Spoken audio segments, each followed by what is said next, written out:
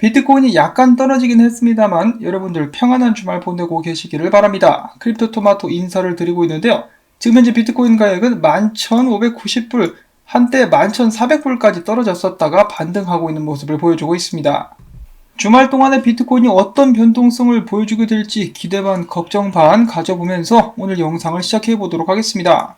자, 첫 번째로는 이더리움 클래식에 관련된 소식입니다. 최근에 다시 한번 51% 공격을 받으면서 많은 손해를 봤었던 이더리움 클래식 랩스가 이것 때문에 뿔이 단단히 난 모양입니다. 이 해커를 반드시 잡아가지고 형사처벌을 받을 수 있도록 하겠다라고 이야기를 했는데요. 여러 업계로부터 도움을 받고 공주를 하고 있다라고 하는데 이번에 이 해커가 꼭 잡혀가지고 평생 동안 감옥에서 썩을 수 있으면 좋겠습니다.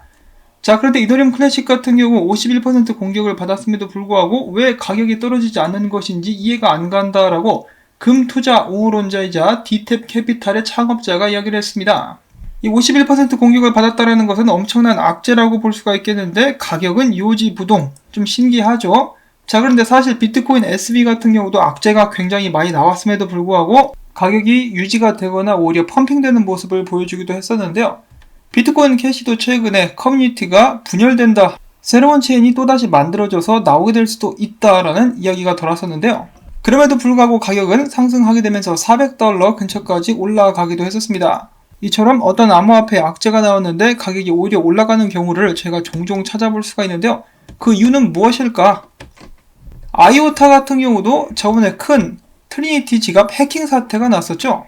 이렇게 해킹 사태가 나섰음에도 불구하고 가격은 오히려 지속적으로 오르고 있는 모습을 보여주고 있습니다. 해킹 사태가 났을 때가 이쪽 부분이라고 하는데요. 오히려 쌍바닥을 찍으면서 지금까지 쭉 상승하고 있는, 그래서 조만간에 해킹 전의 가격 그리고 전염병 사태 이전의 가격을 회복하게 될 것이다 라는 기사까지 나오고 있는 상황이죠. 그래서 솔직히 말씀드리자면 악재가 나온 암호화폐들의 가격이 왜 오르느냐, 저는 모르겠습니다. 일부러 악재를 내보내고 개미들을 턴 다음에 올린다라는 소문도 있고요. 사실 세력들은 봇을 통해서 시세를 조작하기 때문에 악재가 나오든지 말든지 차트에 따라서 이제 봇들이 가격을 올린다라는 의견도 있습니다. 그런가 하면 악재가 나오면서 암호화폐 가격이 떨어지는 경우도 있기 때문에 사실 어떤 식으로 판단을 해야 될지는 그것이 기준이 명확하진 않은 상황이죠. 아직까지 이 암호화폐 시장 같은 경우는 이성적으로 운영이 되는 시장이 아닙니다. 최근에는 증시도 마찬가지인 모습을 보여주고 있긴 한데, 그렇기 때문에 투기적인 성향이 굉장히 강하다라고 볼 수가 있겠죠.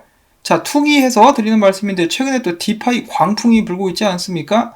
최근에 크립토랩 디지털 자산 투자 총괄이 이야기하기를 대다수의 디파이 프로젝트들 같은 경우 소수 보유자들에게 그 수가 집중이 되어 있다. 그러니까 한마디로 고래가 전체 공급량의 90% 이상을 보유하고 있다라고 이렇게 진단을 내린 것인데요. 사실 어떤 코인이 됐든지 고래들이 이런 식으로 굉장히 많은 양의 코인들을 들고 있다는 것이 놀라운 사실은 아닙니다만, 과거 ICO가 그랬었던 것처럼 수많은 디파이 프로젝트들이 생겨나고 있는데 몇 개나 살아남을 수 있을지, 그런 부분들은 정말 주의해가지고 살펴봐야 될 것 같습니다. 무조건 가격이 오른다라고 해서 좋은 프로젝트라는 그런 보장은 없는 것이니까요. 자, 그 다음엔 체인링크 관련된 소식이 당연히 오늘도 나왔습니다. 이제 거의 매일매일 단골 손님이라고 볼 수가 있겠는데요. 오늘 약간의 암호화폐 시장의 조정이 있었음에도 불구하고 단숨에 $10 위로 다시 올라온 체인링크, 엄청난 강세를 보여주고 있습니다. 자, 그리고 제가 방금 전에 디파이에 관해서 좀 더 이야기를 해봤었는데, 디파이에서도 체인링크 기술을 굉장히 많이 채택을 하고 있고 다른 프로젝트들에서도 계속해서 체인링크의 기술은 받아들여지고 있습니다. 자, 오늘은 첫 번째로 탈중앙화된 대출 프로토콜 호들트리가 체인링크의 이더리움, 비트코인, 달러 가격 참조 데이터를 사용하게 될 것이다라는 기사가 나왔고요. 자, 그 다음에는 탈중앙화된 금 주조 업체인 블리오닉스가 체인링크 VRF를 활용해서 코인 뒤집기의 랜덤성을 활용하게 될 것이라고 이야기를 했습니다. 여기서 말하는 코인 뒤집기는 아무래도 이들이 제공하는 서비스 중에 하나인 것 같죠. 그 다음으로는 강세를 보여주고 있는 또 다른 알트코인 앵커입니다. 앵커가 앵커 클라우드 플랫폼에서 체인링크 노드를 운영하게 될 것이라는 소식 또 나오게 되었습니다. 그와 동시에 많은 사람들, 정말 많은 트레이더들이 체인링크에 관심을 보여주고 있는데요. 체인링크가 다시 한번 삼각수렴을 만들고 있다라고 하면서 조만간에 또 한번 위로 쏘게 되지 않을까라고 많은 사람들이 기대를 하고 있습니다. 지금 보고 계시는 것은 사토시 차트입니다. 조만간에 미국 달러 가격에 의해서 사토시 차트도 최대치를 갱신하게 되지 않을까, 정말 기대가 많이 됩니다. 어떤 이들은 이런 짤도 만들었는데요. ABC가 무엇을 뜻하느냐? Always by Chainlink, 체인링크를 항상 매수를 들어가라. 실제로 오늘 비트코인 떨어졌을 때 체인링크를 10불 아래에서 매수한 투자자들이 굉장히 많다고 합니다. 그리고 체인링크가 다시 한번 10불 위로 올라갔을 때 그들은 쾌재를 불렀다고 해요. 자, 과연 체인링크는 제2의 이더리움, 제2의 비트코인이 될 수 있을 것인가? 엄청나게 많은 관심이 체인링크로 쏠리고 있습니다. 자, 그 다음에는 게임 회사죠. ESPN이 앞으로 암호화폐 지불을 받게 될 것이다 라는 소식이 나왔었고, 그 다음으로는 드세코라는 파스타 업체가 비체인 기술을 활용한다라는 비체인 관련된 소식이 나왔었습니다. 자, 얼마 전에 투자자들을 모아놓고 금과 비트코인은 투자할 가치가 없다라고 이야기를 했었던 골드만삭스가 자신들만의 스테이블 코인을 발행할 계획을 검토하고 있다고 합니다. 자, 과연 골드만삭스가 JPM처럼 미래의 암호화폐, 비트코인에 관련된 의견도 선회할 수 있을지 그런 부분들도 기대를 해볼 수가 있겠는데, 한 가지 정말 흥미로운 것은 골드만삭스 출신의 임원들, 라울 팔이나 노보그라치 같은 사람들은 비트코인이랑 이더리움을 굉장히 높게 봐주는데 이 골드만삭스 지들은 막 까고 있죠. 그 말인 즉슨 골드만삭스는 아직까지 준비가 덜 됐다라고 볼 수가 있겠습니다. 제가 봤을 때 얘네들이 준비가 되면은 언제 그랬냐는 듯이 이제 비트코인을 지지하게 되지 않을까, 그런 기대도 한번 가져봅니다. 자, 그 다음에 크립토 와이스 레이팅스에서 암호화폐 관련된 순위를 매겼다라고 해가지고 잠깐 보고 가려고 합니다. 자, 이 순위의 기준은 각 코인들의 채택률과 기술력, 그리고 시장의 모멘텀과 상대적인 투자 위험성 등을 기준으로 순위를 매긴 것인데요. 1등이 이더리움입니다. 비트코인이 1위 자리를 굳히고 있었는데 2등으로 내려왔고요. 3등은 에이다, 4등은 라이트코인, 5등은 스텔라 루멘이 차지를 했다고 합니다. 자, 그런데 이 중에서 기술적으로 으뜸인 것은 바로 에이다라고 이야기를 했다고 하네요. 에이다 같은 경우 오랜 시간 동안 기다렸다가 지금부터 인정을 받게 되는 것은 아닌가, 에이다 팬분들께서는 이제 좀 뿌듯하실 것 같습니다. 자, 그리고 와이스 크립토 레이팅스가 줄기차게 까내를 썼던 코인이 또 있었는데 바로 이오스죠. 이오스의 직접적인 소식은 아니지만 이오스를 기반으로 한 타임코인 프로토콜이 이번에 POC, 이 POC 같은 경우는 Proof of Caring이라고 하는 것인데요. 이 캠페인을 시작했다고 합니다. 정확히는 시작을 발표했다라고 하고 있네요. 자, 이것이 무엇이냐? 타임코인 프로토콜은 공유경제 서비스 개발에 사용될 것이고요. 말씀드린 대로 이오스 기반의 오픈소스 프로토콜입니다. 첫 번째로 목표를 하고 있는 덱 같은 경우는 e스포츠 스타즈라고 하고 있고요. 이를 통해서 e스포츠 플레이어, 스트리머 및 팬 등은 쉽게 상대방을 찾고 티켓을 사고 팔 수 있으며 대회를 조직하고 타임코인 프로토콜에서 사용할 수 있는 TMCN 토큰을 획득할 수 있다고 합니다. 더 자세한 사항은 관심 있으신 분들께서 직접 찾아보시면 좋을 것 같은데요. 안타깝게도 이오스 코인은 직접적으로 활용이 되고 있지 않지만은 이오스 블록체인 기술이 활용이 된다, 이런 면에서는 좋은 소식이다 라고 볼 수가 있겠죠.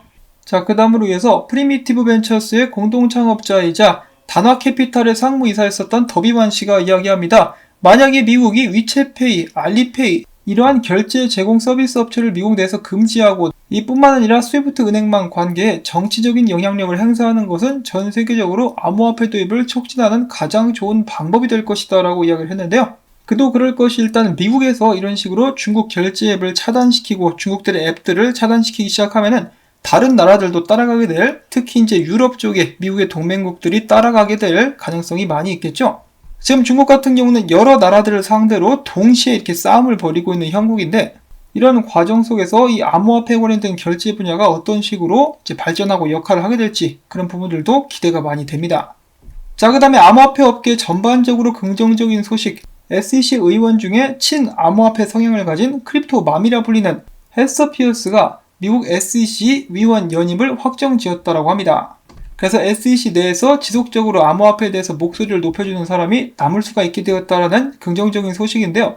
더 나아가서는 이 사람이 SEC 차기 의장이 될 수 있으면 좋겠습니다. 이분이 목소리는 항상 높이는데 힘이 없어요. 실질적으로 제도라든지 그런 부분을 개선시킬 수 있는 막강한 힘을 좀 부여해 줄 수 있으면 좋겠습니다. 자, 그 다음에는 엄청난 희소식이 있습니다. 그레이스케일이 미국 주요 TV 네트워크에서 암호화폐 광고를 시작하게 될 것이라고 합니다. 디지털 커런시 그룹의 두목이라고 볼 수 있는 베리 실버트는 그레이스케일의 CNBC, MSNBC, 폭스 비즈니스를 통한 전국 광고 캠페인이 내주에 시작된다라는 글을 올렸으며 우리는 이를 통해 암호화폐를 대중들에게 소개할 것이라고 덧붙였습니다. 엄청난 소식이죠. 일반인들이 TV를 통해서 암호화폐에 대해서 들어볼 수 있는 기회가 다시금 마련이 된다는 것인데요. 특히나 최근에 이 전염병 사태 때문에 집에 짱 박혀 있는 사람들이 굉장히 많지 않겠습니까? 이 기회에 암호화폐에 대해 알리고 암호화폐 쪽으로 더욱더 많은 자금들이 밀려 들어올 수 있게 되기를 바라봅니다. 피터 시프는 약오르겠어요. 자, 그런데 피터 시프 하면 금 하면 피터 시프라고 볼 수가 있겠는데요. 자, 최근에 엄청난 상승을 보여주고 있었던 금과 은 차트를 보시면은 상승세가 어마무시한데요. 조만간에 단기 고점을 찍고 혹은 이미 찍었고 조정을 받게 될 가능성이 있는데 금과 은의 조정이 비트코인에 왜 좋지 않은 영향을 끼칠 수가 있는가? 그것은 제가 어제 영상에서 그리고 추가 영상에서도 말씀을 드렸다시피 지금 동조된 상태이기도 하죠. 그렇기 때문에 조정을 받을 때 같이 조정을 받게 될 가능성이 있습니다. 지금 금 같은 경우 어제 2070불, 80불대까지 올라갔었는데 2042불까지 떨어졌고요. 은 같은 경우는 한때 미친듯이 올라가지고 30달러를 넘었었다가 지금 현재는 28달러 43센트에서 거래가 되고 있습니다. 자, 과연 이 상태에서 조정을 받게 될 것인지 아니면은 지속적으로 상승하게 될지 일단은 장이 마감이 된 상황이고 월요일에 어떤 식으로 움직이게 될지 한번 지켜보도록 하겠습니다. 자, 그 다음에 짧게 이런 기사가 나왔습니다. 비트코인 강세 모멘텀 지속시키는 지표, 지난해와는 무엇이 다른가? 작년에도 14,000달러까지 올라갔었는데 브레이브 뉴코인은 올해는 이런 점이 다르다라고 이야기를 하고 있습니다. 첫 번째로 비트코인 네트워크 해시율이 지속적으로 사상 최고치를 기록을 하고 있는데 비트코인은 가격과 해시율이 동시에 상승하는 사이클에 진입을 했다. 그리고 또한 비트코인에 대한 투자자들의 관심 증가 역시 지난해보다는 훨씬 더 높다라고 이야기를 하고 있는 것인데요. 실제로 비트코인을 제공하고 있는 비트코인 관련된 서비스를 제공하고 있는 결제 업체 스퀘어 같은 경우는 비트코인 매출이 엄청나게 올라가기도 했었습니다. 전분기 대비 3배 정도 증가했다고 하는데요. 그만큼 더욱더 많은 사람들이 비트코인을 매수하고 있다고 볼 수도 있는 것이고 시간이 지나면 지날수록 비트코인을 더욱더 손쉽게 매수할 수 있는 그런 방법들이 늘어나고 있기 때문에 또한 작년과 비교를 해봤을 때 대중들에게 더욱더 많이 알릴 수 있는 기회들이 늘어나고 있기 때문에 그런 부분 또한 비트코인에게 장기적으로 굉장히 긍정적으로 영향을 끼치게 될 수 있겠다라고 볼 수가 있겠습니다. 자, 그런데 비트코인 같은 경우는 아직도 12,000달러를 뚫지 못하고 있습니다. 상당히 답답한 그런 시간들이 지속이 되고 있는데요. OKX 분석가 중에 찰스라는 사람은 이렇게 이야기를 했습니다. 중기적 관점에서 비트코인이 1670달러를 잘 버텨줄 수가 있다라면은 매수세 우세 국면은 지속될 것으로 전망을 해볼 수가 있겠다. 그렇지만은 비트코인은 지금 현재 모멘텀이 좀 떨어지는 그런 상황인데 최근 단기 상황 속에서도 비트코인 가격이 지난 2일 고점에 가까워지자 거래량이 위축되며 상승세 유지에 실패했다라고 설명을 하기도 했었습니다. 그래서 지금까지 강세가 있는 것은 맞는데 이 중요한 순간에 힘이 부족하다. 최근에 11,900불까지 올라갔다가 또 못 뚫고 떨어지지 않았습니까? 중요한 순간에 힘이 좀 빠지는 그런 경향이 있다라고 이야기를 하고 있는 것이죠. 그래서 비트코인 같은 경우는 이전에 9,000달러에서 횡보를 하듯이 아직까지 큰 방향성은 보여주고 있지 않은 그런 상황인데요. 여기는 분석가 사토시 플리퍼는 이렇게 이야기를 하고 있습니다. 여기는 삼각수렴의 지지 테스트를 한번 거친 다음에 올라가게 될 수 있을 것이다. 지금 가격이 11,600불 정도 되니까 이 정도에 와 있다라고 볼 수가 있겠는데 지금부터 지지 받고 주말 동안에 크게 상승할 수 있으면 정말 좋겠다라는 바람을 가져봅니다. 최근에는 비트코인 분석이 그렇게 많이 올라오고 있지 않은데요. 많은 분석가들이 알트코인에 오히려 집중하고 있는 모습을 보여주고 있습니다. 자, 그리고 또한 지금 현재 비트코인 시장의 심리 상태 같은 경우 극단적 탐욕 단계를 아직까지 유지하고 있는데요. 종종 이 극단적 탐욕 단계에 들어서게 되면은 비트코인이 포모 영향을 받아가지고 가격이 높게 오르거나 혹은 이 달라붙어 있는 개미들을 그리고 롱 포지션을 털기 위해서 강하게 내리는 모습들이 나오곤 하는데 오늘 또 강하게 약간 겁을 주는 그런 모습이 나왔음에도 불구하고 아직까지 극단적 탐욕 단계라 상황이 굉장히 재미있게 돌아가는 것 같습니다. 주말 동안에 어떤 식으로 움직이게 될지 기대를 해주시길 바라고요. 마진 거래 비율을 보게 되면은 비트파이넥스 롱이 79%, 비트맥스 71%, 바이낸스는 57%로 아직까지도 롱이 유리한 포지션을 차지를 하고 있습니다.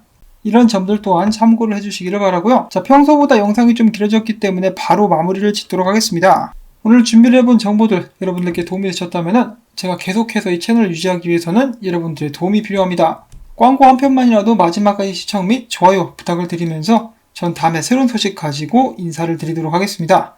안녕히 계십시오.